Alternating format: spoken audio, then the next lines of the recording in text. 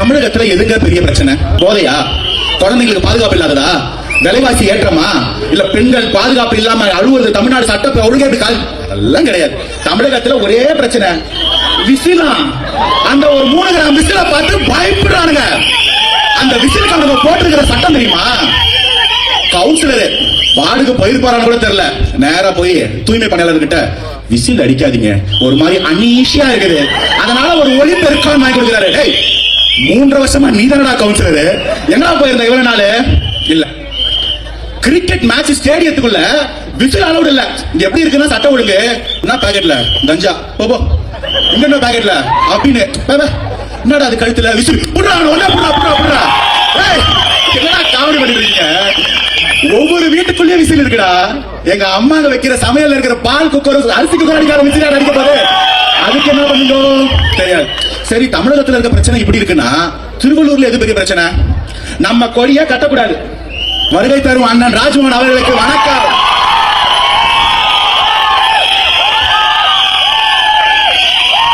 திருவள்ளூர் பிரச்சனைக்கு வருவோம். அண்ணா வந்துட்டாரு. திருவள்ளூர்ல என்னதான் பெரிய பிரச்சனை?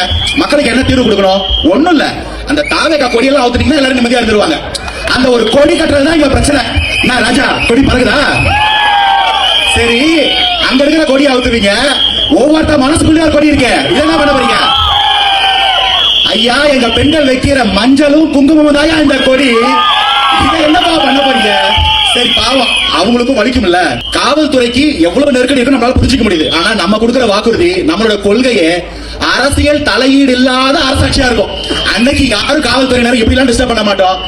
தமிழகத்தில் இருக்கிற பிரச்சனைகள்லாம் கேட்கறதுக்கு ஒரு காவல்துறை டிஜிபி இல்ல, ஒரு பொறுப்பு டிஜிபி. அவர் உடம்பு சொன்னா இன்னொரு பொறுப்பு டிஜிபி. கேட்டா இதெல்லாம் பொறுப்பான ஆட்சியா?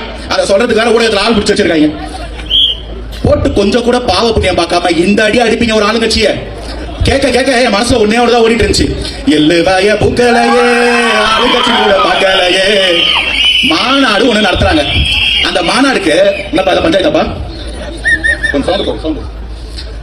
ஒரு மாநாடு ஒண்ணு நடத்துறாங்க. அந்த மாநாட்டுக்கு அப்பாவும் கூட எப்படி பேசியிருப்பாங்கன்னு ஒரு சின்ன விஷயம் சொல்றேன்.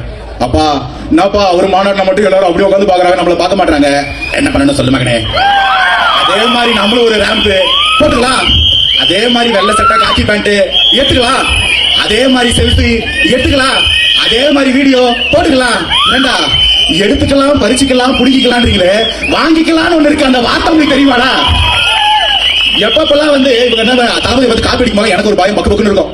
எங்க முதல்வர் காப்பி அடிக்கிற எல்லையை மீறி போற போக்கில் அவரே மயக்க பிடிச்சி இந்த திமுக எனும் தீய சக்திக்கு ஓட்டு போட்டாதீங்கன்னு சொல்லிடுவாரோ அப்படின்னு பார்த்து அப்புறம் எங்களுக்கு அந்த வேலையில நாங்க என்ன பண்றது?